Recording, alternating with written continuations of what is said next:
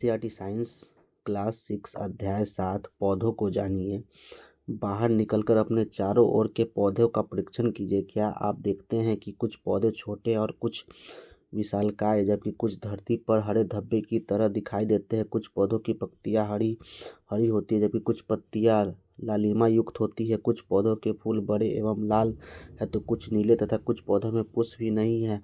आपने अपने घर के आसपास, विद्यालय के रास्ते में, बाग बगीचे एवं विद्यालय प्रांगण में अनेक हरे पौधे देखे होंगे। आइए हम पौधों के विभिन्न भागों के विषय में जाने। इससे हमें विभिन्न प्रकार के पौधों के भाग,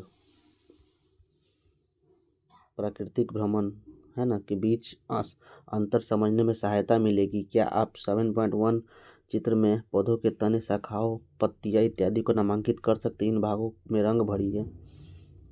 आइए प्रकृति की सैर करें और पौधों से मित्रता करें, उनके विषय में अधिक जानकारी प्राप्त करें।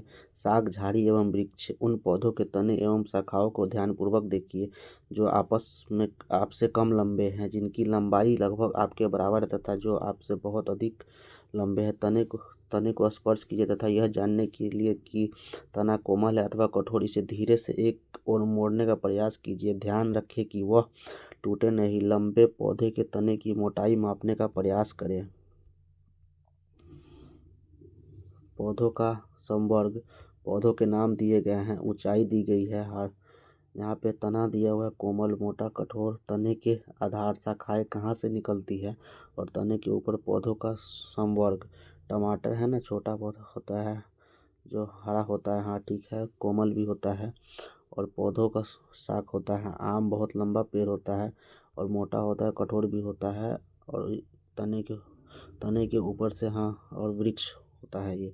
नींबू थोड़ा लंबा होता है और ये कठोर थोड़ा होता है, हाँ। तने का आधार होता है, झाड़ी होती है।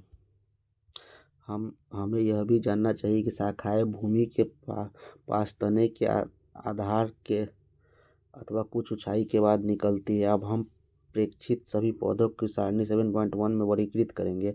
कुछ उदाहरण दिखाए गए हैं। आप अधिक पौधों के लिए 1 2 3 कॉलम को भर सकते हैं। इस अनुच्छेद के बाद के अंश को पढ़कर कॉलम 4 को भरें। सुझाव: पौधों को कम से कम क्षति पहुँचे, इसलिए आप 4-5 विद्यार्थियों के समूह में कार्य कर सकते हैं। कोमल तने वाले पौधे के अध्ययन के लिए खरपतवार का प्रयोग करें। क्या आप जानते हैं कि खरपतवार क्या है? खेतों में, बगीचे एवं गमलों में कुछ अनचाहे पौधे स्वतः ही उग जाते हैं। क्या आपने किसानों को इन खरपतवारों को खेतों में उखाड़ते देखा है? इन लक्षणों के आधार पर हम अधिकांश पौधे 3 संवर्गों में वर्गीकृत कर सकते हैं। ये वर्ग है: शाक, झाड़ी एवं वृक्ष। चित्र 7.3 में दर्शाया गया है। हम हरे एवं कोमल तने वाले पौधे को शाक कहते हैं। ये सामान्यतः छोटे होते हैं और अक्सर इसमें कई शाखाएं नहीं होती हैं। ये देखिए, शाक वृक्ष है, ए वाला है ना, शाक वृक्ष है, और बी वाला हो जाएगा झाड़ी वृक्ष है, और वृक्ष तो ये दिख ही रहा है। कुछ पौधों में शाखाएं तने के आधार के समीप से निकलती है तथा कठोर होती है, परंतु अधिक मोटा नहीं होता है। इन्हें झाड़ी कहते हैं। कुछ पौधे बहुत ऊंचे होते हैं तथा इनके तने सुदृढ़ एवं गहरे होते हैं। इनमें शाखाएं भूमि से अधिक ऊंचाई पर तने के ऊपर भाग से निकलती है। इन्हें वृक्ष कहते हैं। उपयुक्त अभिलक्षणों के आधार पर क्या आप सूचीबद्ध पौधों में वर्गीकृत कर सारणी 7.1 में कॉलम 4 को भर सकते हैं? पहेली जानना चाहती है कि मनी प्लांट, सैम, लौकी तथा अंगूर के तने किस प्रकार के हैं। इनमें से कुछ पौधों को देखिए। ये शाक, झाड़ी और पेड़ से किस प्रकार भिन्न है? आपके विचार से इनमें कुछ को ऊपर चढ़ाने के लिए सहारे से आवश्यकता क्यों पड़ती है?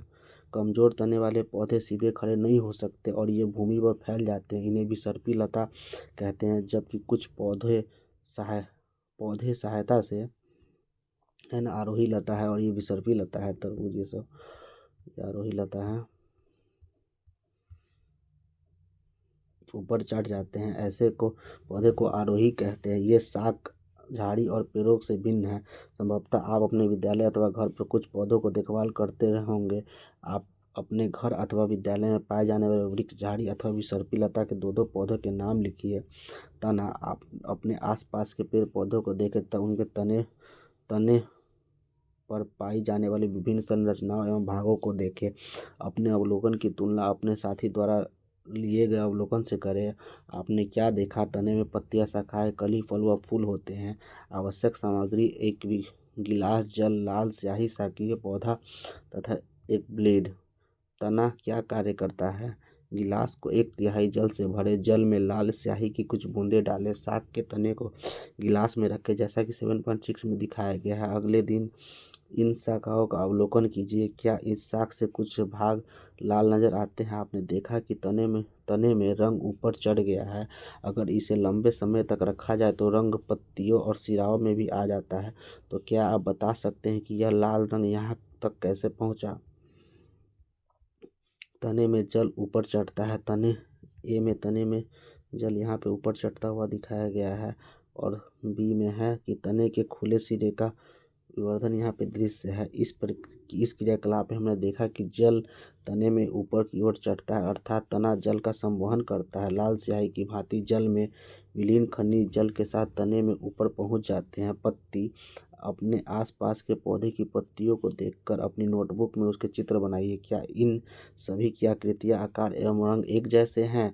यह तने से किस प्रकार जुड़ी है? पत्ती का वह भाग जिसके द्वारा वह तने से जुड़ी होती है पर्णवृत्त कहलाता है। पत्ती के चपटे भरे भाग को फलक कहते हैं। क्या आपने आसपास के पौधे की पत्तियों में इन भागों की पहचान कर सकते हैं? क्या सभी पत्तियों में पर्णवृत्त है? ये देखिए पत्ती का चित्र दिया हुआ है, इसे पटल कहते हैं। और ये पर्णवृत्त हो गया और ये स्टीम है, तना है, स्टेम।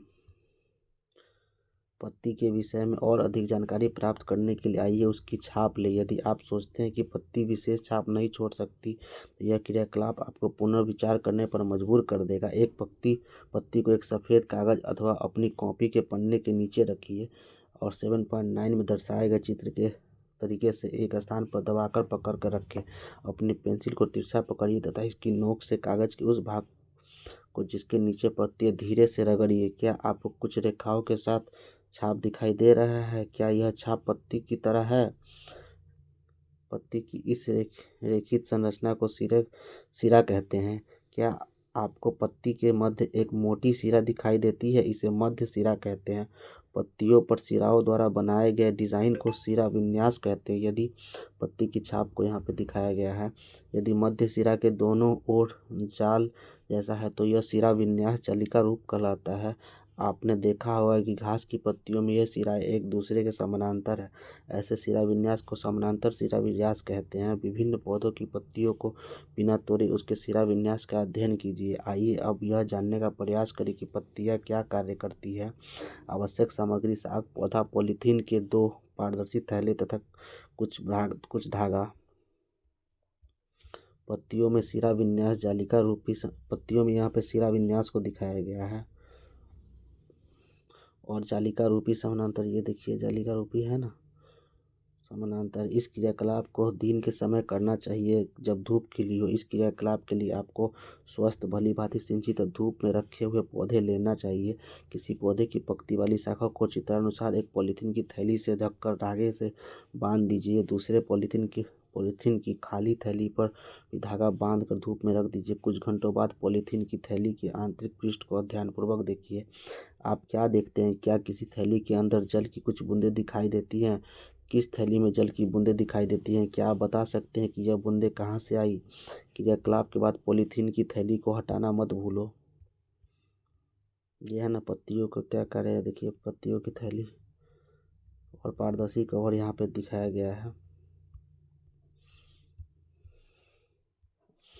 जल की यह बूंदें पत्ती से जल वाष्प के रूप में निकलती है। इस क्रिया को वाष्पोत्सर्जन कहते हैं। इस प्रक्रम के द्वारा पौधे बड़ी मात्रा में जल को वायुमंडल में छोड़ते हैं। आप इसके विषय में अध्याय 14 में पढ़ेंगे। हमने पत्तियों के ऊपर थैली को क्यों बांधा? क्या पौधों के वाष्पोत्सर्जन से निकली जल वाष्प को हम अन्यथा देख पाते हैं? अध्याय 5 के उन क्रियाकलापों के विषय में स्मरण कीजिए जिनमें जल विभिन्न अवस्थाओं में बदलता है। क्या आप इसके नाम बता सकते हैं? उस प्रक्रम का नाम बताइए जिसके कारण जल बूंदों के रूप में पुनः पॉलीथीन की थैली पर दिखाई देते हैं। पत्तियों का और भी कार्य, आइए इसका अध्ययन करें। आवश्यक सामग्री: पत्ती, स्प्रिट, बीकर, परख नली, बर्नर, जल, प्लेट एवं आयोडीन विलयन। परख नली में एक पत्ती रखिए तथा इसमें पर्याप्त मात्रा में स्प्रिट डालें जिससे पत्ती उसमें पूर्णतः डूबा रहे। अब एक परख नली को जल से आधे भरे बीकर में रखिए। बीकर को उस समय तक गर्म करते रहे जब तक कि पत्ती हरे रंग पूर्णतः बाहर न निकल जाता है। अब पत्ती को परख नली के सावधानीपूर्वक बाहर निकालकर जल से भलीभांति धोए। इसे प्लेट में रखकर आयोडीन विलयन की कुछ बूंदें डालिए। आप क्या देखते हैं? अपने परीक्षण की तुलना में अध्याय खाद्य पदार्थों के विभिन्न पोषकों की उपस्थिति का परीक्षण के समय की से कीजिए। क्या इसका अर्थ है कि पत्ती में मंड है? अब हमने अध्याय 2 में देखा कि कच्चे आलू में भी मंड उपस्थित होता है। आलू में यह मंड पौधों के अन्य भाग में आकर एकत्रित होता रहता है, परंतु पत्तियां प्रकाश, यहाँ पे हरी पत्ती को दिखाया गया है। पत्ती में क्या क्या है यहाँ पे, है ना, बैगनी रंग का को दिखाया गया। आयोडीन ये विलयन है। और यहाँ टिप्पणी, क्योंकि इस क्रियाकलाप में स्प्रिट को गर्म करना होता है अतः अध्यापक को कक्षा में यह प्रयोग स्वयं करके दिखाना चाहिए। और हरे रंग के एक पदार्थ की उपस्थित अपना भोजन बनाती है कि इस प्रक्रिया में जल एवं कार्बन डाइऑक्साइड का उपयोग करती है। इस प्रक्रम को प्रकाश संश्लेषण कहते हैं। इस प्रक्रम में ऑक्सीजन निष्कासित होती है। पत्तियों द्वारा संश्लेषित भोजन अंततः पौधों में विभिन्न भागों में मंडल के रूप में संग्रहित हो जाता है। अब तक हमने जो क्रियाकलाप किए हैं उनसे हमने देखा कि तना पत्ती को जल पहुंचाता है। पत्ती जल का उपयोग अपना भोजन बनाने के लिए करती है। पत्तियों से जल की कुछ मात्रा का ह्रास वाष्पोत्सर्जन द्वारा होता है। तने और पत्ती को जल कैसे प्राप्त होता है, यह कार्य जड़ें करती हैं। चित्र 7.13 को ध्यानपूर्वक देखिए। पहली और बूझो में कौन अपने पौधों को ठीक प्रकार से जल दे रहा है और क्यों? यहाँ पे देखिए, पौधों का जल देना यहाँ पे दिखाया गया है। पहली और बूझो, है ना, अपने पौधों को जल दे रहे हैं। पौधों का कौन सा भाग मिट्टी के अंदर है? आइए निम्न क्रियाकलापों के द्वारा पौधों के इस भाग के बारे में और अधिक जानकारी प्राप्त करते हैं। आवश्यक सामग्री: 2 गमले, कुछ मिट्टी, खुरपी, ब्लेड और कैंची एवं जल ले। यह क्रियाकलाप 4 से 5 विद्यार्थियों के समूह में करना चाहिए। बगीचे से किसी खरपतवार से एक जैसे 2 पौधे सावधानी से उखाड़िए। ध्यान रहे कि उनकी जड़ों को कोई क्षति न हो। खरपतवार के यह है ना, पौधा एक है और पौधा भी है। जड़ सहित खरपतवार है और जड़ रहित खरपतवार है। पौधों को एक गमले में मिट्टी डालकर लगा दीजिए। दूसरे पौधे की जड़ों को काट दीजिए। अब इसे दूसरे गमले में लगा दीजिए। इसमें नियमित रूप से जल दीजिए। 1 सप्ताह पश्चात इसका परीक्षण कीजिए। क्या दोनों पौधे स्वस्थ हैं? दोनों पौधों में नियमित रूप से जल डाल दिया गया है, परंतु एक की जड़ नहीं थी। क्या आप इस क्रियाकलाप से जड़ के एक महत्वपूर्ण कार्य के विषय में जान पाते हैं? जड़ का एक अन्य कार्य जानने के लिए आइए एक और क्रियाकलाप करें। आवश्यक सामग्री: मक्का और चने के बीज, रुई, कटोरी तथा जल। 2 कटोरियाँ लीजिए। इसमें भीगी हुई रुई रखिए। एक कटोरी में चने के 3-4 बीज और दूसरी में मक्का के दाने रखिए। जल डालकर रुई को हमेशा नम रखिए तब तक कि बीज अंकुरित होकर नवोदित न बन जाए। 1 सप्ताह बाद उसे खींचकर रुई से बाहर निकालने का प्रयास कीजिए। क्या नवोदित सरलता से रुई से बाहर खिंचाव आता है और क्यों? क्रियाकलाप 6 में हमने देखा कि हम पौधों को भूमि से खींचकर आसानी से नहीं निकाल पाते हैं, उसे मिट्टी खोदकर निकालना पड़ता है। जड़ें पौधों को मिट्टी में मजबूती से जकड़े रुई पर नवोदित जमाए रखती है। इन्हें मिट्टी में पौधों का स्थिरक कहा जाता है। आपने देखा कि तने एवं पत्तियां विभिन्न प्रकार के होती हैं। क्या जड़ों में भी विविधता दिखाई देती है? आइए इसका पता लगाएं और ध्यानपूर्वक परीक्षण कीजिए। अब चने के पौधे की जड़ों को देखिए। क्या चित्र के सामने दिखाई अथवा चित्र की तरह मक्का के पौधे की जड़ें कैसी हैं? जड़ों की आकृतियों को चित्र के साथ मिलाकर खाली स्थान को मक्का अथवा चना लिखिए। चने और मक्के की जड़ों में क्या समानता है, वे किस रूप में एक दूसरे से भिन्न है। ऐसा प्रतीत होता है कि जड़ें दो प्रकार की होती है, क्या जड़ों के कुछ और भी प्रकार है, आइए इसका पता लगाते हैं। यहाँ पे दिए हुए हैं इस ये जड़ का प्रकार और इस जड़ का प्रकार है। और भी खुले मैदान में जाइए जहाँ बहुत से खरपतवार उग रहे हैं। कुछ खरपतवार पौधों की मिट्टी खोदकर निकालिए और जड़ों से मिट्टी खोदकर अलग कर उसका निरीक्षण कीजिए। क्या आपने ध्यान से दिया है कि सभी खरपतवार पौधों की जड़ें एक की तरह अथवा चित्र की तरह है। ये मूसलाजड़ कहलाता है और ये रेशेदार जड़ है। जिन पौधों की जड़ें एक की तरह है उनकी मुख्य जड़ को मूसला जड़ कहते हैं तथा छोटी जड़ों पार्श्व जड़ कहते हैं। जिन पौधों की जड़ें के समान है उसे कोई मुख्य जड़ नहीं होती है, सभी जड़ एक समान दिखाई देती है, इन्हें झकड़ा जड़ या रेशेदार जड़ कहते हैं। एक एकत्र चित्र में खरपतवार पौधों को उसकी जड़ों के आधार पर दो समूहों में छांटिए। मूसला जड़ वाले पौधों को ए में तथा रेशेदार वाले पौधों को समूह बी में रखिए। ए के पौधों की पंक्तियों को देखिए, इसका सिरा विन्यास किस प्रकार का है। समूह बी के पौधों की पंक्तियों को सिरा विन्यास किस प्रकार का है।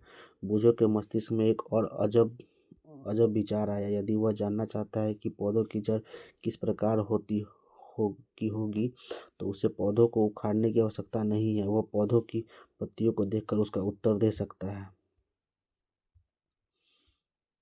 क्या आपने ध्यान दिया कि पौधों की पत्ती से सिरा विन्यास एवं जड़ के प्रकार में एक रोचक संबंध है। क्या उस सभी पौधों जिनका आप अध्ययन कर चुके हैं कि पत्तियों का सिरा विन्यास एवं जड़ से प्रकार 7.2 सही रूप में भर सकते हैं। जड़ के प्रकार एवं पत्तियों में सिरा विन्यास के प्रकार, पौधों के नाम, सिरा विन्यास के प्रकार और जड़ के प्रकार को लिखना है। हमने देखा कि जड़ें मिट्टी से जल का अवशोषण करती है तथा जल एवं खनिज को पत्ती एवं पौधों के अन्य भागों तक पहुंचाता है। पत्तियां भोजन संश्लेषित करती है तो यह भोजन तने से होकर पौधों के विभिन्न भागों में संग्रहित हो जाता है। इस प्रकार की कुछ जड़ें जैसे गाजर, मूली, शकरकंद, शलजम एवं टैपियोका आदि को हम खाते हैं। हम पौधों के अन्य भागों को भी खाते हैं जहाँ भोजन भंडारित रहता है। एक तना दो तरफा मार्ग की है। क्या आप इस बात से सहमत है कि तना दो तरफा मार्ग की तरह कार्य करता है। लिखिए कि तने से कौन सा पदार्थ ऊपर की ओर जाते हैं और कौन सा नीचे की ओर। अगले परिच्छेद में हम पुष्प की संरचना का अध्ययन करेंगे। पुष्प गुलाब के पौधे के 3 आरेख ए, बी और सी में दर्शाए गए हैं। कौन सी स्थिति में आप पौधे की भली भांति पहचान सकते हैं। क्यों। पुष्प को रंगीन करने के लिए आपने किस रंग का प्रयोग किया है। क्या सभी पुष्प रंग बिरंगे। यहाँ पे ए, बी और सी को दिखाया गया है। ये पहला में गुलाब पत्ता विहीन शाखा है, पत्ता सहित शाखा और पत्ती एवं पुष्प सहित शाखा है। ये पत्ता विहीन है, ये पुष्प सहित है। अध्ययन के लिए पुष्पों का चयन करते समय गेंदा, सूरजमुखी अथवा गुलदाउदी न लें क्योंकि यह एक पुष्प नहीं है वरन पुष्पों का गुच्छा है, जैसा कि आप अगली कक्षा में पढ़ेंगे। क्या आपने घास, गेहूं अथवा आम, अमरूद के पुष्प भी देखे हैं। क्या वे चटकीले हैं। आइए कुछ पुष्पों का अध्ययन करें। आवश्यक सामग्री: एक पुष्प कलिका तथा निम्न में से किस पौधों के 2 पुष्प। धतूरा, गुड़हल, गुलाब, सरसों, बैंगनी, भिंडी, गुलमोहर एवं ब्लेड स्लाइड अथवा कागज आवर्धक लेंस एवं जल। 7.20 का ध्यानपूर्वक अवलोकन करें। यह न बादल कहलाती है और ये पंखुड़ियाँ कहलाती है। पुष्प कलिका एवं पुष्प। खिले हुए पुष्प का प्रमुख भाग कौन सा है। यह पुष्प की पंखुड़ियाँ हैं। विभिन्न पुष्पों की पंखुड़ियाँ अलग अलग रंगों की होती है। आपके विचार में कलिका की ये पंखुड़ियाँ कहाँ बनती। कली का प्रमुख भाग कौन है। क्या आपने ध्यान दिया है कि यह छोटी पत्ती की भांति दिखाई देती है, इसे बाह्यदल कहते हैं। पुष्प के बाह्यदल एवं पंखुड़ियों का भली भांति अवलोकन कीजिए तथा निम्न प्रश्नों का उत्तर दीजिए। इनमें कितने बाह्यदल है। क्या ये आपसे आपस में जुड़े हैं अथवा स्वतंत्र है। बाह्यदल एवं पंखुड़ियाँ किन रंगों की है। आपके फूल में पंखुड़ियों की क्या संख्या है। क्या वे एक दूसरे से जुड़ी हैं अथवा स्वतंत्र है। क्या जुड़े हुए बाह्यदल वाले पुष्प की पंखुड़ियाँ अलग अलग है या संयुक्त है। अपनी कक्षा में सभी विद्यार्थियों द्वारा विभिन्न पुष्पों का अध्ययन संबंधी प्रेक्षण सारणी 7.3 में लिखिए। पुष्पों का प्रेक्षण को यहाँ पे लिखने के लिए बोला गया है। पौधों का नाम: गुलाब, बाह्यदलों की संख्या अनेक रंग के हैं। पंखुड़ियों के एवं उनके रंग एवं उनकी संख्या 5 रंग के हैं। बाह्यदल से जुड़े अथवा स्वतंत्र है। पंखुड़ियों से जुड़ी और अन्य स्वतंत्र पृथक। पुंकेसर स्वतंत्र अथवा पंखुड़ी से जुड़े स्वतंत्र। स्त्री केसर उपस्थित। विद्यालय अथवा किसी अन्य बगीचे में जाकर विभिन्न पुष्पों का अध्ययन कीजिए तथा अपने प्रेक्षण इस सारणी में लिखिए। इस सारणी के अंतिम 2 कॉलम भरें। आप पुष्प के आंतरिक भाग को स्पष्ट रूप से कब देखेंगे? जब पंखुड़ी जुड़ी हो अथवा जब वो स्वतंत्र। उदाहरण के लिए धतूरे एवं अन्य, है ना, घंटाकर पुष्प की पंक्तियों की लंबाई में काटकर पुष्प की आंतरिक अंगों को स्पष्ट रूप से देख सकते हैं। पुष्प के आंतरिक भाव को स्पष्ट रूप से देखने के लिए बाह्य दल एवं पंखुड़ियों को हटा दीजिए। 7.22 को ध्यान से देखिए तथा अपने पुष्प में पुंकेसर एवं स्त्री केसर को पहचानिए। को ध्यानपूर्वक देखिए। इसमें विभिन्न पुष्पों में पाए जाने वाले विविध प्रकार के पुंकेसर पुष्प के भाग को दिखाया गया। यह पुंकेसर कहलाता है, ये स्त्री केसर है और ये परागकोश है, दिखाए गए हैं। क्या आप पुंकेसर के दोनों भागों को पहचान सकते हैं? अपने पुष्प में पुंकेसर की संख्या ज्ञात कीजिए। पुंकेसर का चित्र बनाकर उसे नामांकित कीजिए। पुष्प के केंद्र में स्थित भाग को स्त्री केसर कहते हैं। यदि आप इसे पूरी तरह से देख नहीं पा रहे हैं तो पुंकेसर हटा दीजिए। इस सहायता से स्त्री केसर के भावों को पहचानिए। ये परागकोश है और ये तंतु है। पुंकेसर का भाग है, यहाँ पे स्त्री केसर का भाग दिया हुआ है। इसे अंडाशय कहते हैं, इसे वर्तिका कहते हैं, इसे वर्तिकाग्र कहते हैं। अपने पुष्प के स्त्री केसर का स्वच्छ नामांकित चित्र बनाइए। अब एक पुष्प के अंडाशय की संरचना का अध्ययन कीजिए। क्या स्त्री केसर का सबसे निचला एवं फूला हुआ भाग है? इसकी आंतरिक संरचना के अध्ययन के लिए इसे काटना पड़ता है। यह जानने के लिए एक अंडाशय को किस प्रकार काटा जाए, ए बी में ध्यान से देखिए। अंडाशय को एक स्लाइड अथवा प्लेट पर चित्र 7.25 के अनुसार रखकर उसे 2 प्रकार से काट सकते हैं। यहाँ पे काटने का तरीका बताया हुआ। अंडाशय का कर्तन किया जा रहा है और अनुदैर्ध्य काट को यहाँ पर दर्शाया गया है, अनुपस्थ काट को यहाँ दर्शाया गया है। अंडाशय की काट आंतरिक संरचना को, यहाँ पे आंतरिक संरचना है, इसको बीजांड और ये बीजांड है। बीजांड लंबाई में काट है, अनुपस्थ काट है। अंडाशय की काट को सूखने से बचाने के लिए प्रत्येक काट सेक्शन पर जल की बूंद रखिए। आवर्धन लेंस की सहायता से अंडाशय की आंतरिक रचना का अध्ययन कीजिए।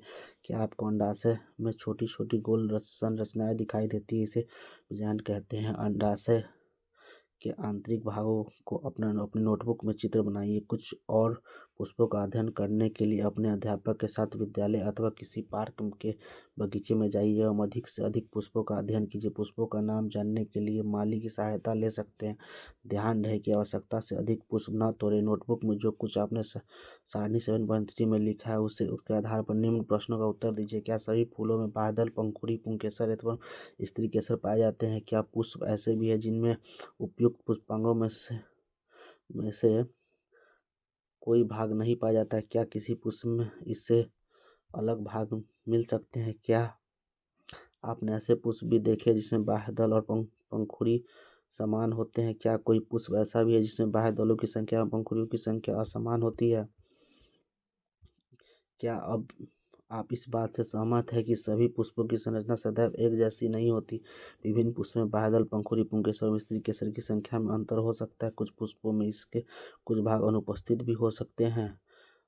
आपने पत्ती, तना एवं जड़ के लक्षण कुछ कार्यों के विषय में पढ़ा। हमने विभिन्न पुष्पों की संरचना का भी अध्ययन किया। आप पुष्पों के कार्यों के विभिन्न अलग अलग कक्षाओं में पढ़ेंगे। हम फलों के विषय में अगली कक्षा में पढ़ेंगे। सामान्यतः पौधों का वर्गीकरण उनकी ऊंचाई, तने और शाखाओं के आधार पर शाक, झाड़ी एवं वृक्ष में किया जाता है। तने पर पत्तियां, पुष्प तथा फल होता है। सामान्यतः पत्ती में पर्णवृत्त और फलक होते हैं। पत्ती में शिराओं का प्रतिरूप शिरा विन्यास कहलाता है। यह जलिका रूपी अथवा समानांतर हो सकता है। पत्तियां वाष्पोत्सर्जन क्रिया द्वारा जल वाष्प को वायु में निष्कासित करती है। हरी पत्तियां सूर्य के प्रकाश की उपस्थिति में वायु एवं जल से प्रकाश संश्लेषण क्रिया द्वारा भोजन बनाती है। जड़ें मिट्टी के जल एवं खनिज पदार्थ का अवशोषण करती है और पौधों को मिट्टी दृढ़ता को जमाए रखती है। वह जड़ें मुख्यतः 2 प्रकार की होती है, मूसला एवं रेशेदार जड़। जालिका रूपी शिरा विन्यास युक्त पत्तियों वाले पौधों की जड़ मूसला जड़ होती है, जबकि समानांतर शिरा विन्यास युक्त पत्तियों वाले पौधों की जड़ें रेशेदार होती है। तने द्वारा जड़ों की पत्तियां और दूसरे भागों को जड़ों, पत्तियों, भोजन और अन्य भागों तक पहुंच जाता है। पुष्प के विभिन्न भाग हैं: बाह्य दल, पंखुड़ी, पुंकेसर और स्त्री केसर।